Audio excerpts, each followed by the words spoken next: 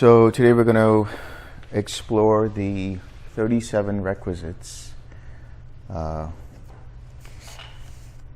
enlightenment.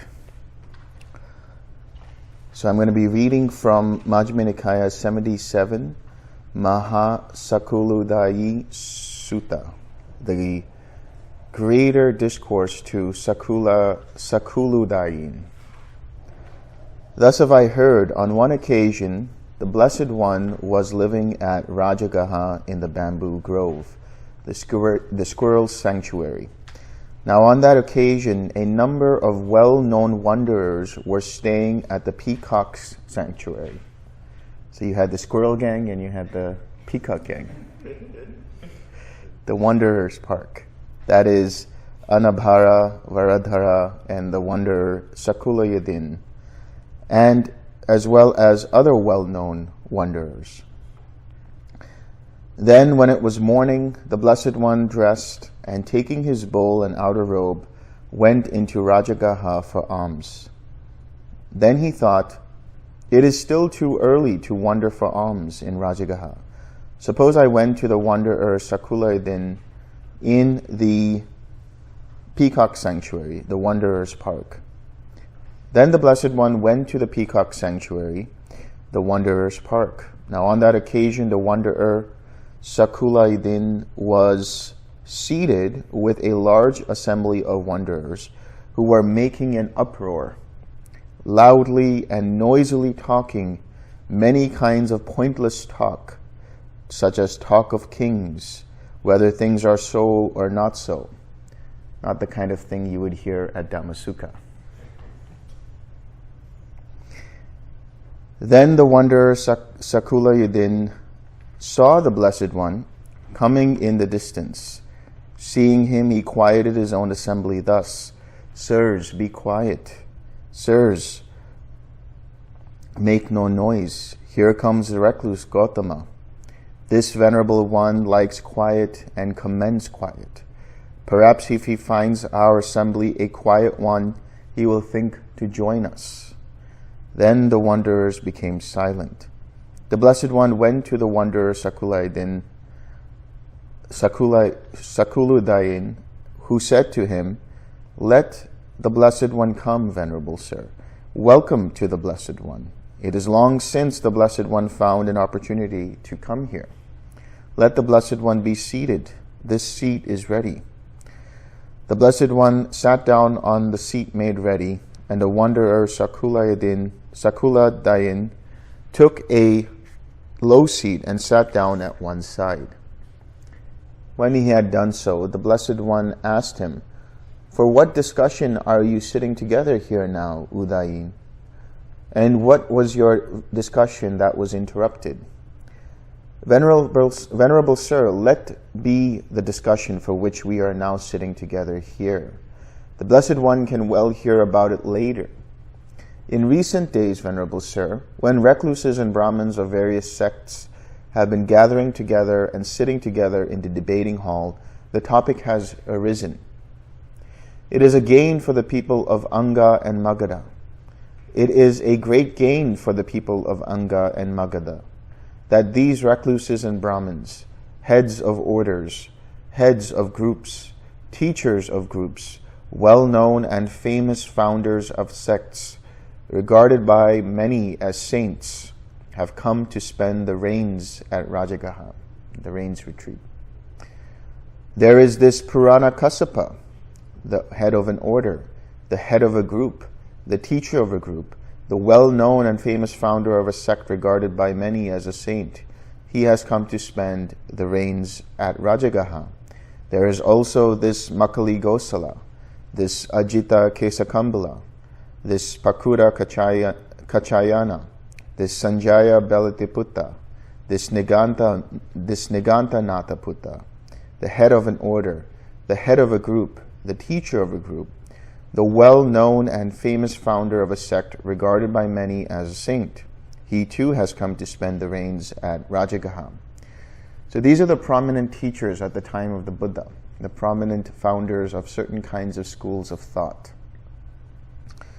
Purana Kassapa, Makali Gosala, Ajita Kesakambala, Pakuda Kachayana, Sanjaya Belatiputta, and Niganta Nataputta. So Purana Kassapa was this particular founder who had this idea of that everything is eternal, that there is a self that is eternal. He had an idea that there is this soul that resides, and that anything that can be destroyed is not the soul, but there is a soul that resides, and that there were certain elements and certain things that caused the destruction of a certain thing, but the soul was not destroyed. It was eternalism, Purana Kassapa. And then Mekali Gosala was somebody who said that there is no meaning in giving, there is no meaning in doing anything, that this is a form of nihilism, that doesn't matter. Anything that you do has no significance, has no meaning. Ajita Kesakambala was, by the way, Kesakambala. Kesakambala means blanket of hair. He wore a blanket of hair around him. And his idea was, there is only this idea of fatalism. So the idea is everything is predetermined. And he said that whatever you do has already been preordained. So there's no meaning in trying to make any kind of an effort. The analogy he used was, it was like a ball of yarn. And you unstring that ball of yarn and it rolls out. The same way one's existence rolls out until it is fully unraveled, and that's the end. So there's no meaning in doing any kind of effort, according to his view. Then you had Pakuda Kachayana, and he was also similar to eternalism, and he talked about these certain kinds of births that you go through, these certain kinds of existences that you have to go through in order for you to experience the end of suffering. But he also said that there were certain elements that were eternal as well, which were these 7 different elements that included the 4 great elements, the soul, thought, perception, and so on, feeling. And then you had Sanjaya Belatiputta, who was a skeptic. He was the eel wriggler. Didn't conclude on one side or the other. He sat on the fence. So there could be a Tathagat, there could not be a Tathagat, there could be Nibbana, there could not be Nibbana. Who knows? I don't know, but who knows? So that kind of a attitude was the attitude of the skeptics at that time. And they were called eel wrigglers, because they wriggled out of every argument by saying, "Oh, I don't know, who knows?" And the reason is because they were afraid to make a conclusion and be criticized for that conclusion. And then you had Niganta Nataputta, this was the name given to Niganta Nataputta. Some people believe that was Mahavir, who was a contemporary of the Buddha, or living around the same time as the Buddha, and he was the founder of Jainism. And the idea of Jainism is that there is a soul that continues on and collects karmic particles. And for you to purify your karma, you have to do certain ascetic practices. So that's the only way to live out your karma. And then ultimately then you become fully enlightened, and then you join this circle of heaven which is filled with all of these enlightened beings. So again, there was eternalism here, and this whole concept of a soul running from one life to the other. It's the same individual soul, rather than the arising and passing away of consciousness. And the Buddha said, and Ananda also says in one of the suttas, he talks about it in terms of how do you purify your karma? Because according to the Jain philosophy, you have to do certain kinds of practices. But the Buddha says the only way to deal with your karma is here in the present moment by experiencing it. The moment you start holding on to it, you're going to add more to that repository of karma. So in the context of dependent origination, when we look at karma, everything from ignorance to formations to consciousness to mentality, materiality, to the six sense bases, to contact and feeling. This is all old karma. Karma to be felt and experienced now, in the present moment. You can't do anything with it. You can't change the past. You can't do anything with the choices that you have made in the past. But they present themselves to you in the present moment. Now you choose to do what you want. Either you can have craving, which leads to clinging, which leads to habitual tendencies, which leads to birth of reaction. And that causes the strengthening of that karma. It causes the mind to add to the repository of those choices, of that karma, to be experienced at a future period of time. You could do that, or you can understand what feeling is, what any experience in the present moment is, that it is dependently arisen. It arose because of a series of causes and conditions. And if that's the case, it's impermanent. So why hold on to it? By holding on to it, you're going to cause pain and suffering for yourself. But if you let go of it and don't take it personally, then that karma dissipates bit by bit. Sure, it will come back again. But the next time it comes back, it will be weaker and weaker and weaker. That's the same way you deal with a hindrance. What is a hindrance? A hindrance is old karma. It is the effect of previous choices that you've made. Now, do you choose to push against that hindrance or grab onto that hindrance, or do you choose to use the 6 R's and let go of the hindrance? So how do you deal with karma? 6 R's. Recognize in the present moment here is a pleasant feeling, painful feeling, neutral feeling, whether it's in meditation or outside of your meditation. Let go of your attention to it. Release your attention from it. Relax the tightness and tension. Let go of your reactivity to it. Come back to the smile. Bring up something wholesome.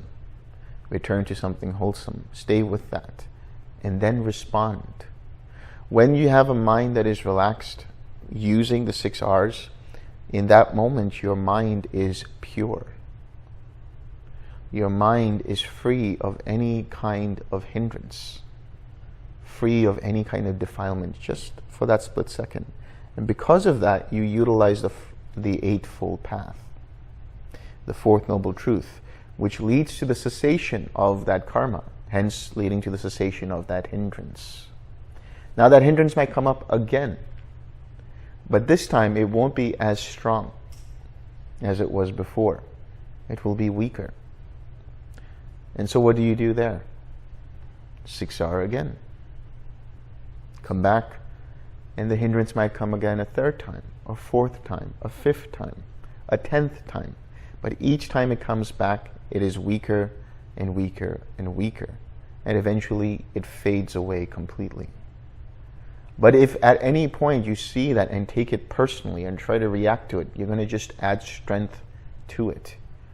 So whether it's a hindrance, whether it's a pleasant feeling, an unpleasant feeling, whether it's somebody shouting at you, whether it's somebody criticizing you, whether it's somebody blaming you, whether it's somebody giving you praise, whether it's somebody offering you something, whatever it is, it's all just karma.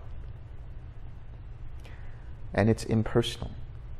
See it as being impersonal and have no inclination one way or the other.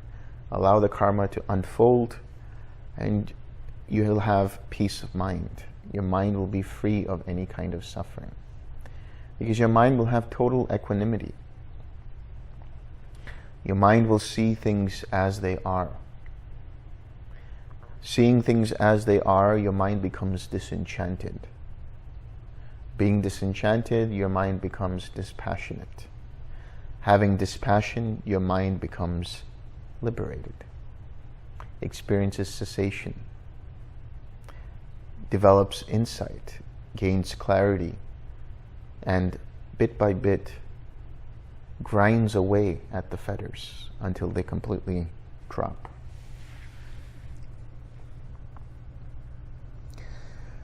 There is also this recluse Gautama, the head of an order, the head of a group, the teacher of a group, the well-known and famous founder of a sect, regarded by many as a saint. He too has come to spend the reigns at Rajagaha. Now, among these worthy recluses and Brahmins, heads of orders, regarded by many as saints, who is honored, respected, revered, and venerated by his disciples? And how, honoring and respecting him, do they live in dependence on him? Thereupon some said this Purana Kassapa is the head of an order, regarded by many as a saint, yet he is not honored, respected, revered, and venerated by his disciples, nor do his disciples live in dependence on him, honoring and respecting him. Once, Purana Kassapa was teaching his Dhamma to an assembly of several hundred followers. Then a certain disciple of his made a noise thus, "Sirs, do not ask Purana Kassapa this question. He does not know that. We know that. Ask us that question. We will answer that for you, sirs." It happened that Purana Kassapa did not get his way, though he waved his arms and wailed, "Be quiet, sirs. Make no noise, sirs. They are not asking you, sirs. They are asking us. We will answer them." Indeed, many of his disciples left him after refuting his doctrine thus, "You do not understand this Dhamma and discipline. I understand this Dhamma and discipline. How could you understand this Dhamma and discipline? Your way is wrong. My way is right. I am consistent. You are inconsistent. What should have been said first, you said last. What should have been said last, you said first. What you had so carefully thought of has been turned inside out. Your doctrine is refuted. You are proven wrong. Go and learn better or disentangle yourself if you can." These are some harsh words. So there was infighting amongst his group. Thus Purana Kassapa is not honored, respected, revered, and venerated by his disciples, nor do his disciples live in dependence on him, honoring and respecting him. Indeed, he is scorned by the scorn shown to his Dhamma. And some said this Mikali Gosala, Ajita Kesa Kambala, Pakuda Kachayana, Sanjaya Belati Putta, Niganta Nata Putta, is the head of an order. But he is not honored, respected, revered, and venerated by his disciples, nor do his disciples live in dependence on him, honoring and respecting him. Indeed, he is scorned by the scorn shown to his Dhamma. So each one of them actually experienced the refutation of their philosophies by their own students, one way or the other. One of them even committed suicide, drowned himself in a river. The guy who wore the hair blanket, that was him. And the fatalists, they basically saw that there was no control and you couldn't do anything in any moment, so they went crazy and drowned himself in the river. And some said this recluse Gautama is the head of an order, the head of a group, the teacher of a group, the well-known and famous founder of a sect regarded by many as a saint. He is honored, respected, revered, and venerated by his disciples, and his disciples live in dependence on him, honoring and respecting him. Once the recluse was teaching his Dhamma to an assembly of several hundred followers, and there a certain disciple of his cleared his throat. Thereupon one of his companions in the holy life nudged him with his knee to indicate, "Be quiet, venerable sir. Make no noise. The Blessed One, the teacher, is teaching us the Dhamma." So that's the level of noble silence that they had. Don't even clear your throat. When the recluse Gautama is teaching the Dhamma to an assembly of several hundred followers, on that occasion there is no sound of his disciples coughing or clearing their throats, For then that large assembly is poised in expectancy. Let us hear the Dhamma the Blessed One is about to teach, just as though a man were at a crossroads pressing out pure honey, and a large group of people were poised in expectancy. So too, when the recluse Gautama is teaching the Dhamma to an assembly of several hundred followers, on that occasion there is no sound of his disciples coughing or clearing their throats, for then that large assembly is poised in expectancy. Let us hear the Dhamma the Blessed One is about to teach. And even those disciples of his who will fall out with their companions in the holy life and abandon the training to return to the low life, that is, the lay life, even they praise the Master and the Dhamma and the Sangha. They blame themselves instead of others, saying, "We were unlucky, we have little merit.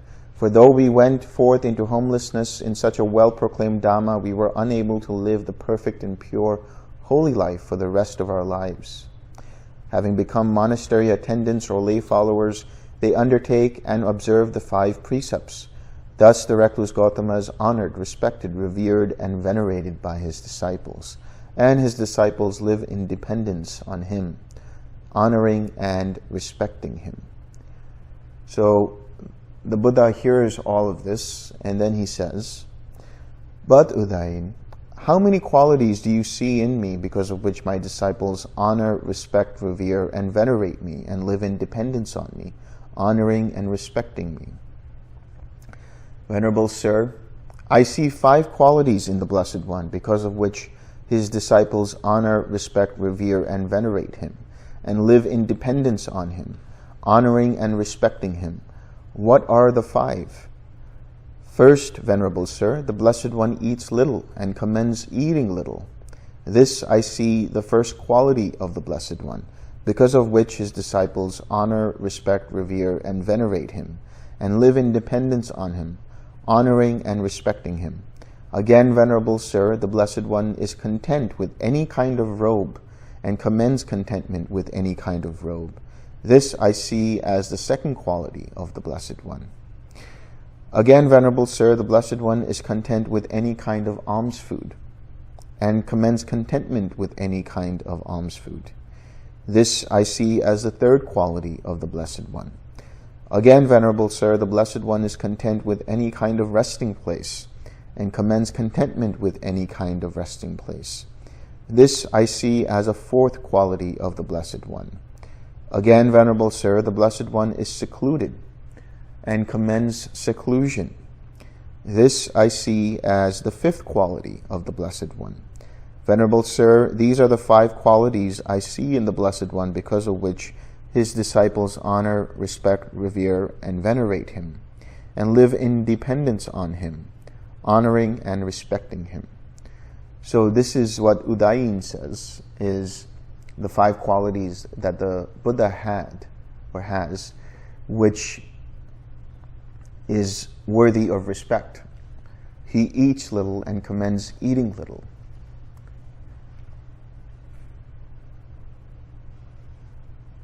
He is content with any kind of robe and commends contentment with any kind of robe. He is content with any kind of alms food and commends contentment with any kind of alms food. He is content with any kind of resting place and commends contentment with any kind of resting place. This is a very general way of looking at why the Buddha should be respected, according to Udayin. Because remember, he is also an ascetic. He is a wanderer. He has seen in his own time how there are wanderers who are not content with what they're given.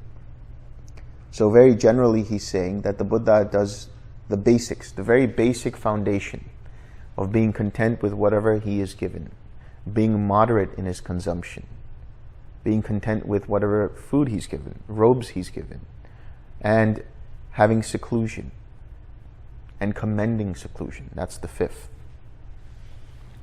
Suppose, Udayin, my disciples honored, respected, revered, and venerated me, and lived in dependence on me, honoring and respecting me with the thought, the recluse Gautama eats little and commends eating little. Now, there are disciples of mine who live on a cupful or a half a cupful of food, a bilva fruits or half a bilva fruits quantity of food, while sometimes I eat the full contents of my alms bowl or even more. So in other words, you're saying, he's telling Udayin, you're telling me that I eat little and you commend me eating little. But sometimes my disciples will eat just a small cupful, and I might have this big alms bowl out of which I eat, and I completely clear it away. So that's no real reason to commend somebody just because they eat little.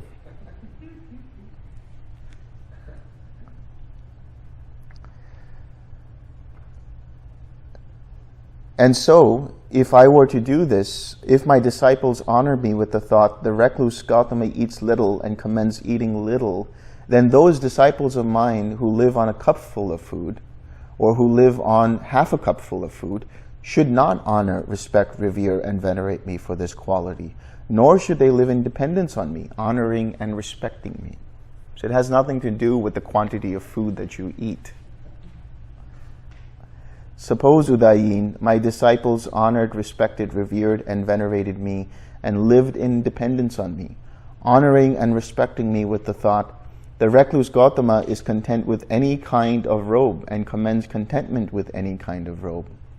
Now there are disciples of mine who are refuse rag wearers, wearers of coarse robes. They collect rags from the charnel ground, rubbish heaps, or shops, make them into patched robes, and wear them. But sometimes I wear robes given by householders, robes so fine that pumpkin hair is coarse in comparison.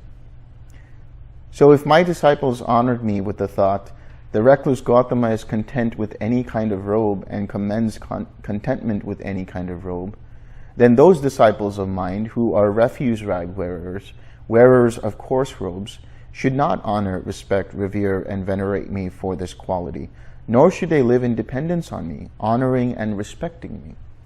So it's not about the clothes you wear either, not about the robes you wear either. That doesn't matter.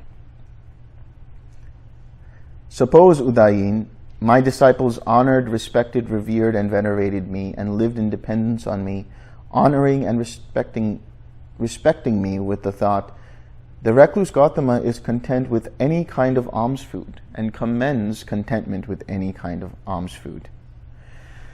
Now there are disciples of mine who are alms food eaters, who go on unbroken alms round from house to house, who delight in gathering their food.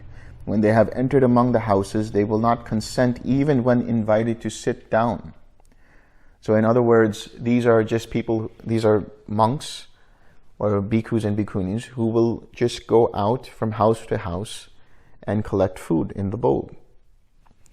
So if somebody were to ask them to come home and have a meal that they've prepared for them, they won't do so.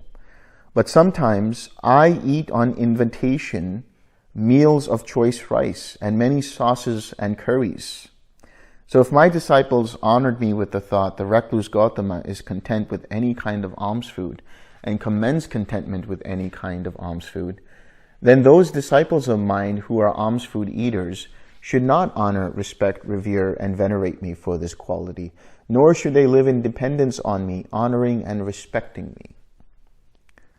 Suppose, Udayin, my disciples honored, respected, revered, and venerated me, and lived in dependence on me, honoring and respecting me with the thought, the recluse Gautama is content with any kind of resting place, and commends contentment with any kind of resting place. Now there are disciples of mine who are tree root dwellers, people who live under the foot of a tree. I've seen some trees in the redwoods which are huge, that you could actually live in. So there are people who could do that. And open air dwellers. So they just live outside. The grass is their bed, the ceiling is their sky. They live out in the open. Who do not use a roof for 8 months of the year. While I sometimes lived in gabled mansions, plastered within and without, protected against the wind, secured by door bolts with shuttered windows, So if my disciples honored me with the thought, the recluse Gautama is content with any kind of resting place and commends contentment with any kind of resting place, then those disciples of mine who are tree root dwellers and open air dwellers should not honor, respect, revere, and venerate me for this quality, nor should they live in dependence on me, honoring and respecting me. Suppose, Udayi, my disciples honored, respected, revered, and venerated me, and lived in dependence on me, honoring and respecting me with the thought, the recluse Gautama is secluded and commends seclusion. Now, there are disciples of mine who are forest dwellers, dwellers in remote resting places, who live withdrawn in remote jungle thicket resting places, and return to the midst of the Sangha once each half month for the recitation of the Patimokkha.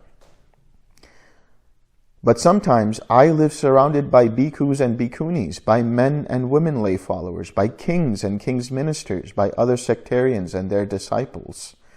So if my disciples honored me with the thought, the recluse Gautama is secluded and commends seclusion, then those disciples of mine who are forest dwellers should not honor, respect, revere, and venerate me for this quality, nor should they live in dependence on me, honoring and respecting me.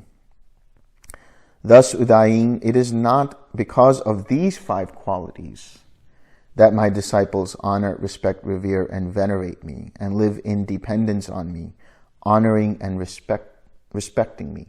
However, Udayin, there are 5 other qualities because of which my disciples honor, respect, revere, and venerate me, and live in dependence on me, honoring and respecting me. Now we get into it. This was just the introduction.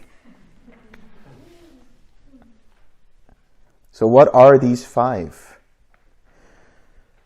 Here, Udayin, my disciples esteem me for the higher virtue thus. The recluse Gautama is virtuous. He possesses the supreme aggregate of virtue.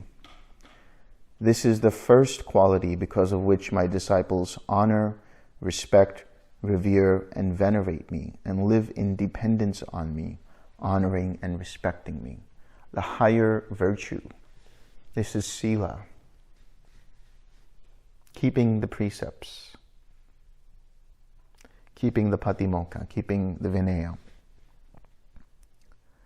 Again, Udayin, my disciples esteem me for my excellent knowledge and vision thus. When the recluse Gautama says, I know, he truly knows. When the recluse Gautama says, I see, he truly sees. The recluse Gautama teaches the Dhamma through direct knowledge, not without direct knowledge. He teaches the Dhamma with a sound basis, not without a sound basis. He teaches the Dhamma in a convincing manner, not in an unconvincing manner. This is the second quality because of which my disciples honor me. So he has knowledge and vision. He has seen for himself how this process works, and he's able to explain it thoroughly. He has fully understood the Four Noble Truths, fully understood dependent origination, fully understood each of the factors leading to enlightenment, and is able to answer them in every way possible, thoroughly, so that somebody can fully understand it. Again, Udayin, my disciples esteem me for the higher wisdom thus. The recluse Gautama is wise. He possesses the supreme aggregate of wisdom. It is impossible that he should not foresee the implications of an assertion. That's interesting. Or that he should not be able to confute with reasons the current doctrines of others. So in other words, he says it is impossible that he should not foresee the implications of an assertion. He knows what you're going to ask before you even ask. Or he knows where a conversation is leading so that he can be able to prepare your mind for that insight. So he's able to foresee a person's inclinations, able to foresee the type of mind that they have, and then be able to explain in such a way that they understand it. using analogies, using similes, using different kinds of examples, and so on and so forth. Or that he should not be able to confute with reasons the current doctrines of others. He's not afraid to deal with other doctrines when challenged. Right? He's able to talk about his own understanding of the Dhamma and be able to talk with other sects, people from other different kinds of ideas and philosophies. What do you think, Udayin? Would my disciples, knowing and seeing thus, break in and interrupt me? No, Venerable Sir. I do not expect instruction from my disciples. Invariably, it is my disciples who expect instructions from me. This is the third quality because of which my disciples honor me. So that's the third. Now the fourth. Again, Udayin, when my disciples have met with suffering and become victims of suffering, prey to suffering, they come to me and ask me about the noble truth of suffering. Being asked, I explain to them the noble truth of suffering, and I satisfy their minds with my explanation. They ask me about the noble truth of the origin of suffering, about the noble truth of the cessation of suffering, about the noble truth of the way leading to the cessation of suffering. Being asked, I explain to them the noble truth of the origin of suffering, about the noble truth of the cessation of suffering, and the way leading to the cessation of suffering. And I satisfy their minds with my explanation. So he has a thorough understanding because he has fully experienced the Four Noble Truths. So when anyone comes to him and asks him about the Four Noble Truths, he is able to explain each of it. What is suffering? What is the origin of suffering? What is the cessation of suffering? What is the way leading to the cessation of suffering? This is the fourth quality because of which my disciples honor me. Now we're going to get into the fifth, which is the way to develop wholesome states of mind. And this is a big one. This is where we talk about the 37 requisites that we're going to go over and a few other things. So the first part, the four foundations of mindfulness. Again, Udayin, I have proclaimed to my disciples the way to develop the four foundations of mindfulness. Here, a bhikkhu abides contemplating the body as a body, ardent, fully aware and mindful, having put away covetousness and grief for the world. He abides contemplating feelings as feelings. He abides contemplating mind as mind. He abides contemplating mind objects as mind objects, ardent, fully aware and mindful, having put away covetousness and grief for the world, and thereby many disciples of mine abide having reached the consummation and perfection of direct knowledge. So now the four foundations of mindfulness. We went through this. And as we understand, mindfulness is remembering to observe how mind's attention moves from one thing to the other. When we recognize, when we use the 6 R's, when we use the first step of recognizing, we have brought back our mindfulness. When you're meditating, your mind is on its object. When you're no longer meditating, your mind is here and there, scattered. The attention is dispersed in all different directions, no longer collected. But when you recognize that your mind is having covetousness or grief, having craving or aversion, or any of the hindrances, you're starting to see how your mind's attention moves. It was on its object, no longer on its object. Now you recognize it. Then you release your attention from it. You relax the tightness and tension. You re-smile and you return. And you repeat whenever you get distracted. This is how you develop the four foundations of mindfulness. It's not like you have to first notice, remember, it's not that you have to first notice the body, and then you have to notice feelings, and then you have to notice mind, and then you have to notice mental phenomena. They will arise as they arise. Contact arises when it arises, feeling arises dependent upon that, perception arises dependent upon contact as well. You see when the intention arises, you see how your attention flows from one thing to the other. All of this is about mindfulness. So the 4 foundations are just getting from the coarser levels, to the subtler levels of understanding your experiences and categories of experiences. Body, feeling, mind or consciousness, and phenomena or dhammas. So the key here is to recognize. When you recognize, you are again establishing or re-establishing mindfulness. So by using the 6 R's, you bring up mindfulness.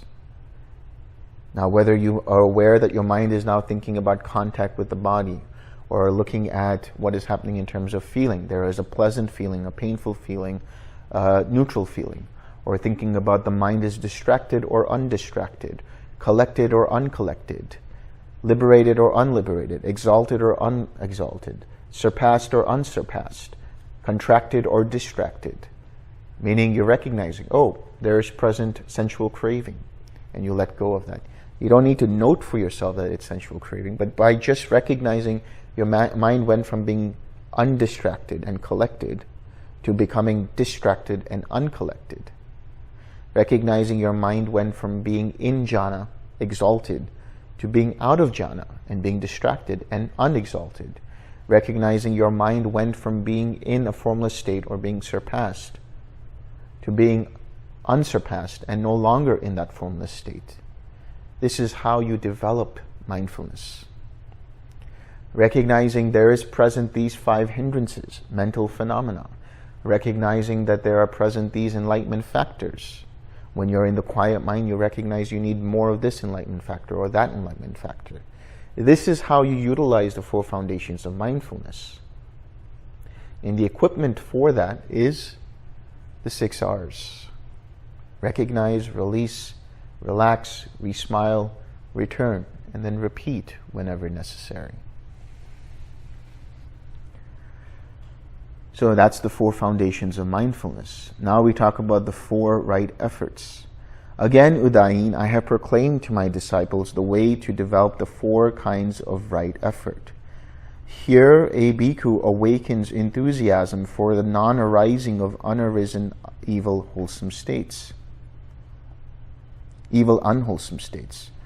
And he makes effort, arouses energy, exerts his mind, and strives. This is very tricky language because it's going to make you think that you got to push. I have to do this. But it's not the case. The enthusiasm for recognizing, in other words, you have the mindfulness to recognize your mind now has an unwholesome state arising. He awakens zeal or enthusiasm for the abandoning of arisen evil unwholesome states. So how does that happen? By releasing and relaxing. When you recognize first, now you have recognized the arisen unwholesome states. When you release and relax, you abandon the unwholesome states.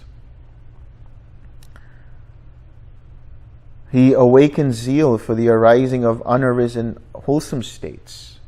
When you re-smile, come back to the smile, have an intention to uplift the mind, you are generating a wholesome state of mind.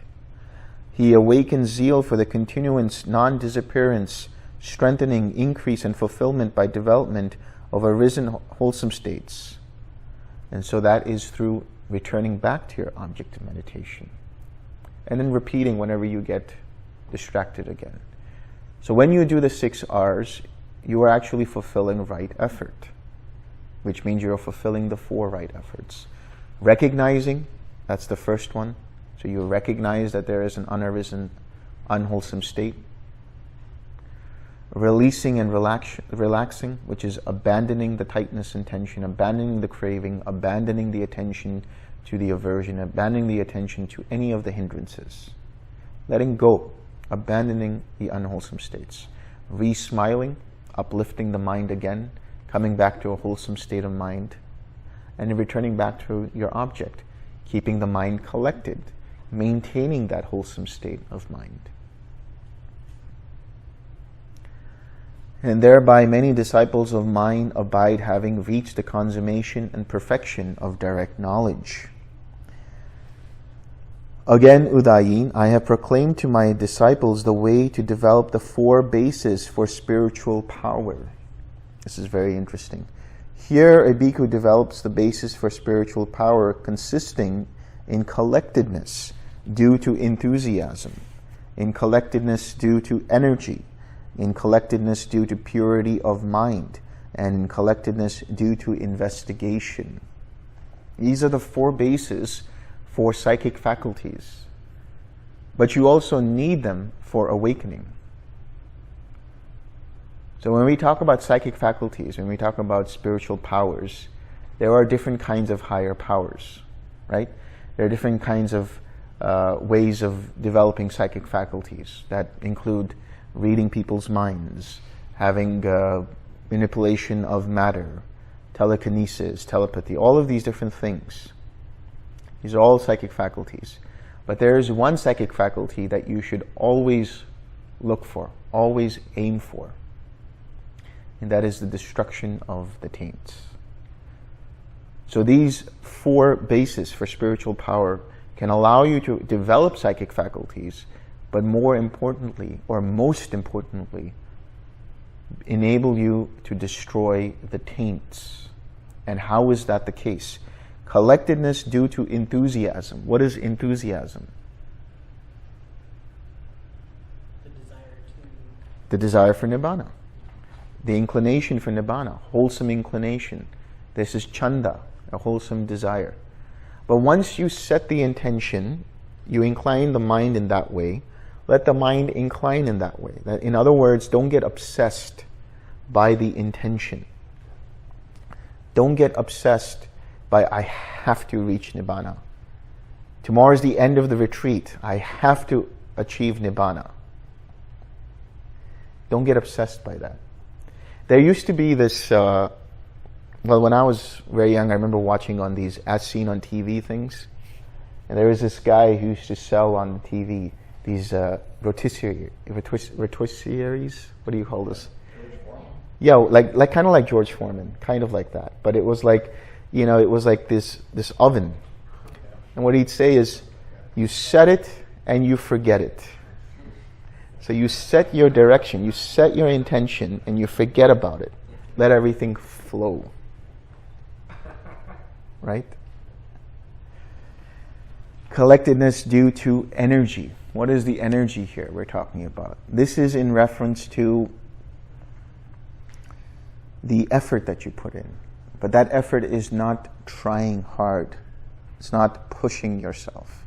That energy is balanced energy. That is the right effort. So when you 6R, you are balancing the energy. Especially when you're in quiet mind, when you start to see there's restlessness, you bring up the enlightenment factors that help you calm the mind down. Collectedness, equanimity, tranquility. When you see sloth and torpor coming up, you generate the interest, the enthusiasm. You generate the joy. You bring up the investigation of states. Be more attentive to what's going on. This is how you balance it. But in order for you to be able to balance it, first you have to recognize what's going on. So for you to do that, you need to 6R. Recognize that the mind is in this kind of a state. Release your attention from it. Relax, re-smile, come back and balance. Do what you have to do there. So that's the right kind of effort that you need. Collectedness due to purity of mind. This is basically a mind rid of any kind of hindrances. A mind rid of any kind of craving. Rid of any kind of aversion. Rid of any kind of restlessness, sloth and torpor, or doubt. A mind that is ripe for being in jhana. A mind secluded from unwholesome states. This is the purity of mind. How do you get to that purity of mind? 6 R's. And then collectedness due to investigation. This comes from the word vimamsa. Vimamsa means to investigate. But here it doesn't mean to analyze or to reflect or to contemplate. It doesn't mean you have to go over and think about this or that. It doesn't mean you have to think about, okay, how do I do this? How do I do that? It's just knowing what state is present and what state is not present. Investigation of states. Understanding what is present and not present. How does that happen? When you recognize that here is this state present, your mind is uncollected, your mind is distracted, release your attention from that. Relax, re-smile, return back, collect the mind again. And now you have these kinds of collectedness. From this collectedness, you then have the destruction of the taints. So a lot of times, a lot of people will ask, off a retreat whenever I'm traveling, somebody might ask something like, well, sometimes I've heard that only insight practice will lead you to arahatship. Only this practice that is, just pure vipassana will lead you to insight to the liberation of the mind. But what did the Buddha say? He didn't say that it was a noble sevenfold path. It was a noble eightfold path. In other words, you need samadhi. You need collectedness. So it is through collectedness. Once you have all of the different path factors, the right view, the right intention, the right speech, the right action, keeping your precepts, right livelihood, using the 6 R's, right effort, having correct mindfulness, being aware of how your attention moves from one thing to the other, and then coming into jhana. When your mind is purified by jhana, by having that collectedness, it allows the mind to let go completely. Remember, jhanas are levels of cessation, levels of understanding, levels of cessation. And then you come to the destruction of the taints through jhana, through practice of meditation. And that is samatha and vipassana yoked together. In other words, tranquil wisdom insight meditation. TWIM. So the samatha aspect is the tranquility part of it. The vipassana is the wisdom and insight. They are yoked together. You are collected and you are seeing what is happening. You are not absorbed. You're not concentrated. You're not one-pointed, which means that you become the object of meditation and thereby suppressing everything else. You are having a open awareness. The awareness is orbiting around the object and allowing the hindrances to arise, if they arise, and being able to understand how your mind works, and then letting go of that. Letting go of the hindrances. So you're teaching yourself through meditation how your mind works. This is how the insight is developed. That's why when you heard about Majjhima Nikaya 111, it shows that Sariputta went through these jhanas, but he was aware of the different aspects of these jhanas. So he had collectedness, he had samatha, and he was able to recognize the different states. He had vipassana. They were yoked together. Serenity and insight. That's another way of putting it.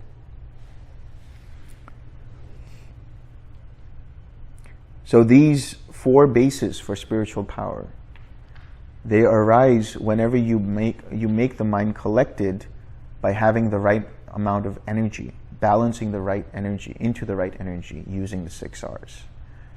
Having collectedness due to enthusiasm, inclining the mind. You see the mind has an unwholesome inclination, so you recognize that and you 6R it.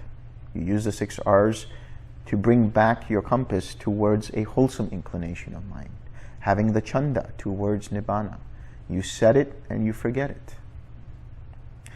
The purity of mind. You need the purity of mind by letting go of hindrances. For you to let go of hindrances, you have to 6R. And then the investigation, knowing what state is present, 6R. Again, Udayin,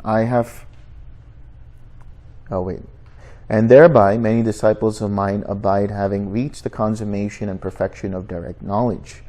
Again, Udayin, I have proclaimed to my disciples the way to develop the 5 spiritual faculties. Here, a bhikkhu develops the faculty of faith, which leads to peace, leads to enlightenment. He develops the faculty of energy, of mindfulness, of collectedness, of wisdom, which leads to peace, leads to enlightenment, to awakening. These 5 faculties, and then 5 powers, which we'll talk about as well. Faith, energy, mindfulness, collectedness, and wisdom. These are interwoven when you develop the Eightfold Path. How do you develop the Eightfold Path?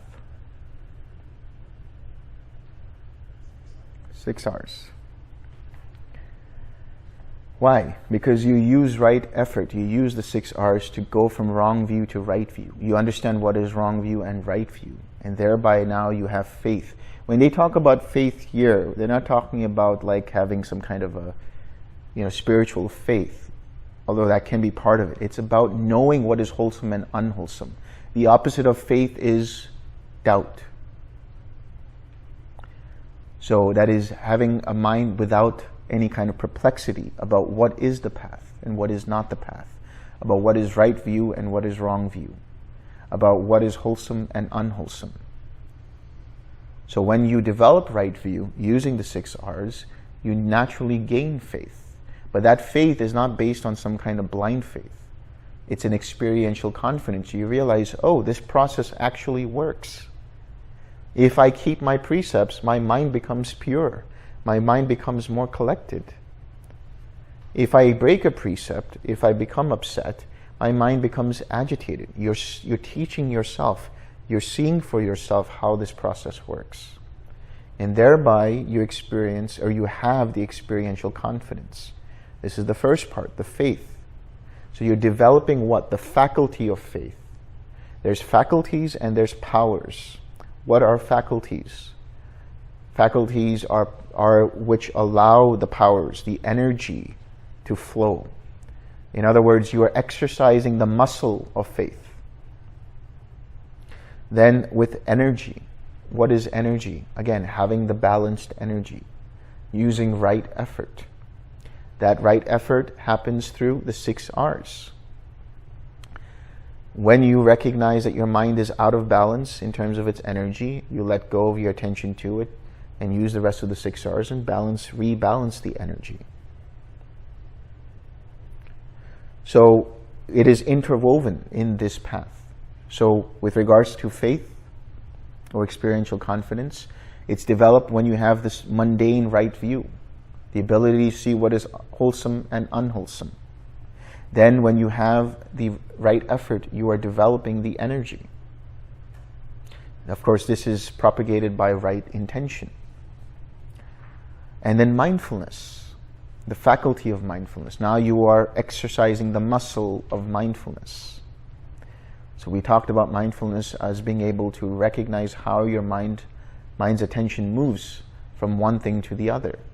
When you 6R, you are developing your clarity. You are developing your mindfulness. You're able to see very clearly how your mind's attention moves from one thing to the other. When you go through the deeper levels of the different jhanas, you're then able to even pinpoint the different kind of formations that arise. So you're exercising your mindfulness to that point. And this is dependent upon using right effort, using the 6 R's. And so mindfulness is interwoven through the Eightfold Path by developing right mindfulness. Collectedness, the faculty of collectedness, the muscle of collectedness. In the beginning, when you're doing this practice, you're all over the place. Your mind is all over the place. There's sloth and torpor, there's restlessness, there's this, there's that. But as you use the 6 R's, what happens? Your mind becomes clear. Your mind becomes rid of those disturbances. Your mind becomes more collected. And therefore, you develop right collectedness. Your mind becomes ripe for getting into jhana. And it becomes even more attentive, even more collected, having even further unification of mind. So now you are exercising the muscle of your collectedness. And then there's the faculty of wisdom. So when you have wisdom, how do you develop wisdom? Through attention. How do you develop attention? How do you strengthen your attention? 6 R's. When you're able to 6R, your mind becomes even more clarified and your attention becomes even more refined, and you're able to see how your mind works. You're able to see the arising and passing away of consciousness. You don't have to do anything. Your mind just has the ability to see it because it becomes so clarified, so purified, so collected. And so now it's developing wisdom naturally through infinite space, through infinite consciousness, and so on and so forth. And then it develops wisdom. If I just make this kind of adjustment, this is what happens. If I make this kind of adjustment, this is what happens. This is how you teach yourself. This is how you develop and exercise the muscle of wisdom. And eventually, you develop the ultimate wisdom, which is the understanding of dependent origination. You see this whole process as being impersonal because it's dependently arisen and therefore impermanent and therefore not worth holding on to. It's a complete flow of the arising and passing away of the links of dependent origination. Thereby then you attain, or you start to establish, the supramundane right view. So you go back from the mundane right view all the way back to the supramundane right view, the understanding of the Four Noble Truths to some extent, until you destroy all the fetters and taints. Now you have the full, complete, perfected supramundane right view, which leads to peace, leads to awakening. So now you are exercising the muscle. Now once you exercise the muscle, what do you have? The energy, the powers, the strength. In Pali, this is known as bala. That's the strength. When you exercise a muscle, your muscles become strong, right? So when you exercise the faculty of faith, of energy, of mindfulness, of collectedness, of wisdom, now you're able to exercise, or you're able to bring that up at will.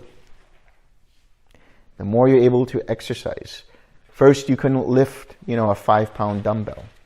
And as you start to exercise it, now you can lift a 10-pound dumbbell or a 20-pound dumbbell.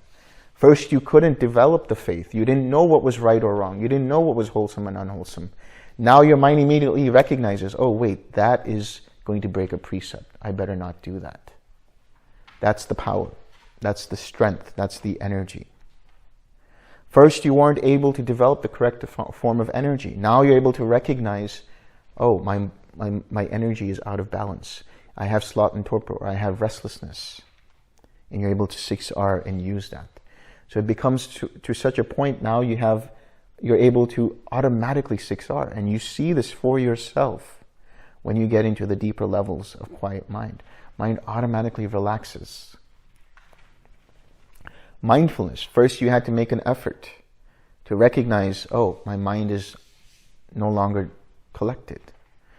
But now you're able to recognize immediately, oh wait, my mind is no longer collected, and you bring it back. That's the strength, the power, the energy. The collectedness. Before you couldn't even stay one moment being collected. You were all over the place. But as you started exercising the collectedness, now you can walk in quiet mind. Now you can walk in equanimity. Now you can walk in the 7th jhana, in the 6th jhana, in the 5th jhana, in the 4th jhana. You can walk in any jhana.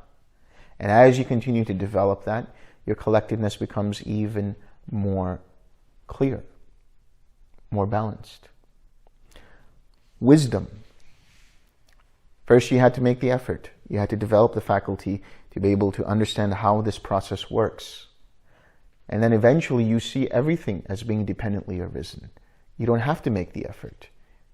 Your strength is there. Your wisdom strength is there. You're able to see, oh, this is dependently arisen, so why am I holding on to it? So when you attain stream enterer, you're able to recognize those things. When you attain Sakuladayin, you're easily able to recognize the seeds of craving and aversion and able to recover from that quicker. Then when you become an anagami, no more craving, no more aversion. and so on and so forth.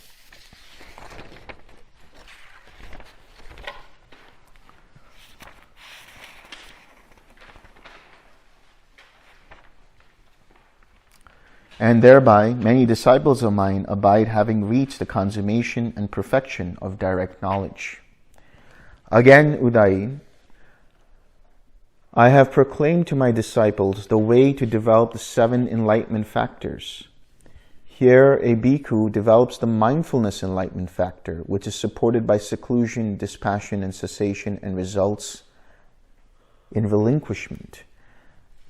He develops the investigation of states enlightenment factor, the energy enlightenment factor, the rapture enlightenment factor, the tranquility enlightenment factor, the collectedness enlightenment factor, the equanimity enlightenment factor, which is supported by seclusion, dispassion, and cessation, and results in relinquishment.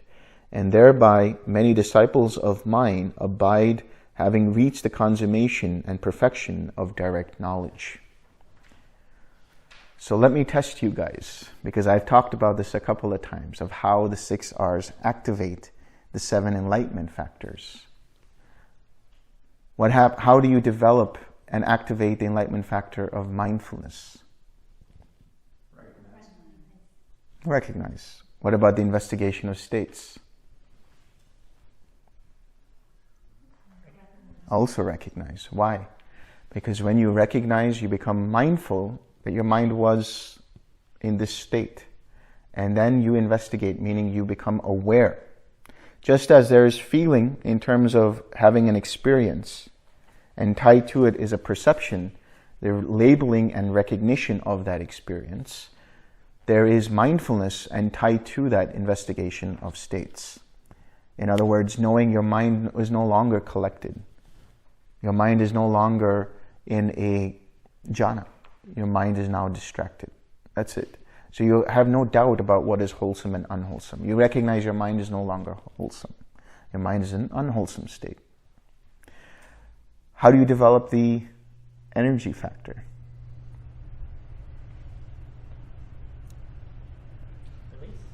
Release. You make the effort to release your attention. Bring your attention away from that. Take your attention away from that hindrance. What about the joy factor? Re-smile. What about tranquility? Relax. And collectedness? Return. What about equanimity? Repeat the whole thing. But here, notice, the joy comes and then the tranquility. But here we relax and then we re-smile. Doesn't make a difference which way you go. Because when your mind is uplifted, when your mind is joyful, you are naturally relaxed. But when you are relaxed, your mind is ripe for joy. So in either way, joy will lead to tranquility or tranquility will lead to joy. So just to summarize, when you recognize, you activate mindfulness and investigation of states. When you release, you have the right amount of energy. When you relax, you have the tranquility factor. When you re-smile, you have the joy factor. When you return, you have the collectedness factor.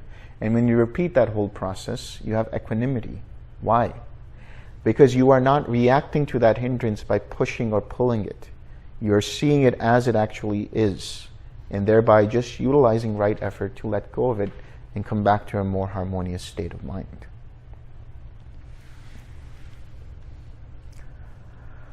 Again, Udayin, I have proclaimed to my disciples the way to develop the Noble Eightfold Path. Here, a bhikkhu develops right view, right intention, right speech, right action, right livelihood, right effort, right mindfulness, and right collectedness, and thereby many disciples of mine abide, having reached the consummation and perfection of direct knowledge. So when we talk about the Eightfold Path, we understand that it is the Fourth Noble Truth, right? But we also understand the Fourth Noble Truth to be the 6 R's, or the entire understanding of the Four Noble Truths is dependent upon utilizing 6 R's, which is right effort. So in order for you to go from the wrong view to the right view, or to go from the wrong intention to the right intention, in other words, you recognize your wrong intention, you recognize your mind is holding on to this, you recognize your mind is having ill will, you recognize your mind is having an intention to harm, and you let go of it using the 6 R's, and now you come to the right intention, letting go, having loving kindness, having compassion. You recognize the mind wants to have wrong speech. You recognize the mind wants to indulge in gossip, wants to indulge in slander, wants to indulge in false speech, wants to indulge in harsh speech, wants to indulge in abusive speech. You recognize that intention. You let it go. You 6R. And now you utilize right speech. You recognize the mind wants to deal in all kinds of babbling speech, unnecessary speech. You let go of that need using the 6 R's. You recognize that the mind wants to break a precept or has an intention to break a precept, has an intention to harm that living being or take what is not given, has a intention to take credit when credit is not due or seek attention. And you let go of that. You 6R that. Or you recognize that the mind has this desire for sensual misconduct. You 6R that, let go of that. And now you have right action. You recognize that the mind wants to deal in this kind of trade. It wants to deal in things that cause harm. You let go of that. You go from wrong livelihood to right livelihood. You recognize your mind is not actually seeing what is going on. It's just paying attention, absorbed in what is known as mindfully walking or mindfully eating. But it's not really paying attention to the covetousness and grief that's arising. So when you 6R, when you recognize that, you immediately utilize right mindfulness and you let go. And now you're utilizing right effort. You don't make a strain, you don't make a push to let go of that hindrance. You gently recognize, release, relax, re-smile, return. So you go from wrong effort to right effort, wrong mindfulness to right mindfulness, wrong collectedness. Your mind becomes super absorbed. Your mind becomes collected or super absorbed because it's listening to music and it becomes enamored by that, and then it becomes very absorbed by that. Or it's enjoying that piece of chocolate cake to such a point that it's not even hearing anything what's going on. Your mind is super absorbed in that. Or your mind is super absorbed in thoughts. You might be appearing to hear what's going on, but your mind is like absorbed in its own thoughts. This is wrong collectedness. But then you recognize, oh wait, my mind is not really paying attention. And you 6R. And now you come back to right collectedness. Your mind becomes free of the hindrances, activates the enlightenment factors, and thereby activates the other factors of the jhanas. And now you get into a more jhanic state of mind. So there's some other stuff here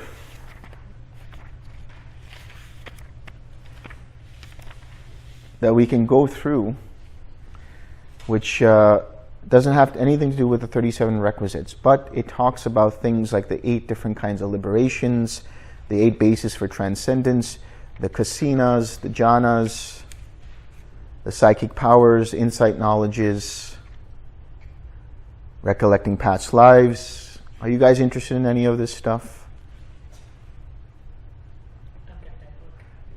Yeah.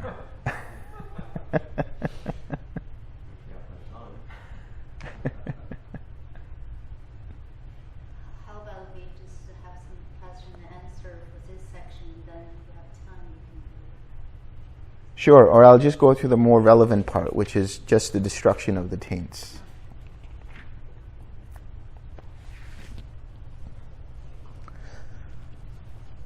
Again, Udayin, I have proclaimed to my disciples the way whereby, by realizing for themselves with direct knowledge, they here and now enter upon and abide in the deliverance of mind and deliverance by wisdom, that are taintless with the destruction of the taints. Deliverance of mind and deliverance by wisdom. That is Cheto Vimutti and Panya Vimutti. That have to do with the jhanas, basically. Your mind is delivered from through the first 4 jhanas and the formless attainments. So, there are those who attain arahatship through having gone through the first 4 jhanas, or having gone through all the 4 jhanas and the four formless realms, attain destruction of the taints through that, and so on. Just as if there were a lake in a mountain recess, clear, limpid, and undisturbed, so that a man with good sight standing on the bank could see shells, gravel, and pebbles, and also shoals of fish swimming about and resting, he might think, there is this lake, clear, limpid, and undisturbed, and there are these shells, gravel, and pebbles, and also these shoals of fish swimming about and resting. So too I have proclaimed to my disciples the way whereby, by realizing for themselves with direct knowledge, they here and now enter upon and abide in the deliverance of mind and deliverance by wisdom that are taintless with the destruction of the taints. In other words, and thereby many disciples of mine abide, having reached the consummation and perfection of direct knowledge. In other words, the destruction of the taints. There is the knowledge that the mind has destroyed the taints. So deliverance of mind and deliverance by wisdom. The knowledge and vision that the mind has been liberated. That's one part of it. So you clearly see that. But then once that mind is liberated, its default mode of functioning is to remain liberated. That mind, there's nothing going on in there. There's no greed going on in there. There's no hatred going on in there. There's no delusion going on in there. It just rests within itself. It's a mind without craving. Right? It's a mind that is completely free. So just as you can see clearly whatever it is that you're seeing, you can see clearly for yourself that the mind is rid of these fetters, that the mind is rid of these taints. So when you have an experience, whatever experience that might be, when you have it, see for yourself how the mind responds.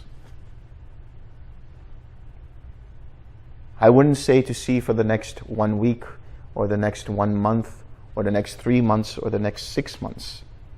Check it out for the next 3 years, how your mind is. And then for sure you'll know that you are where you are at.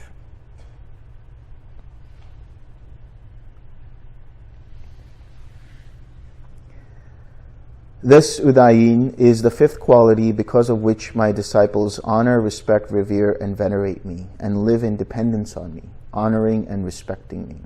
These Udayin are the 5 qualities because of which my disciples honor, respect, revere, and venerate me, and live in dependence on me, honoring and respecting me. This is what the Blessed One said. The wanderer Udayin was satisfied and delighted in the Blessed One's words.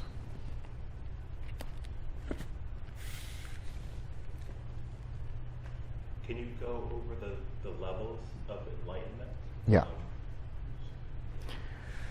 So you have Sotapanna, which is a stream enter. And with the stream enter, what is let go of are the first 3 fetters. That is letting go of self-view, letting go of any doubt in the Buddha, Dhamma, and Sangha, and letting go of any kind of clinging to rites and rituals with the idea that they will take you to Nibbana. The second is a Sakadagami, that is a once returner. They call them a once returner because they will return one more time in the sensual planes of existence, that is the earth or any of the Devalokas, the 6 sensual heavens. Once returner. And for a once returner, their sensual craving and their aversion has been attenuated. It's decreased. So they're able to recognize the craving, recognize the aversion quicker than a Sotapanna would. Then you have what's known as a anagami. Anagami means somebody who is a non-returner. They will no longer come back to this sensual existence because they have let go of any kind of sensual craving and aversion altogether.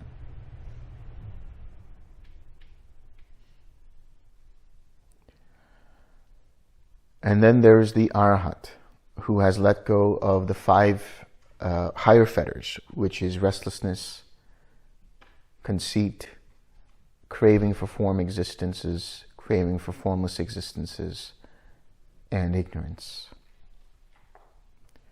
Now within that is different kinds of sotapannas, different kinds of anagamis, and different kinds of arhats as well. Of course, of course. People love this kind of stuff.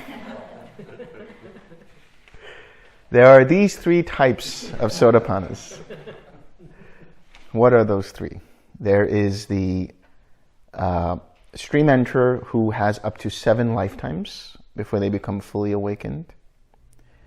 There is what's known as a kulankala stream enterer, which is they go from one family to the other, and they can have up to 3 lifetimes before they become fully awakened. And then there is what is known as an ekabija stream enterer, a one-seeded stream enterer.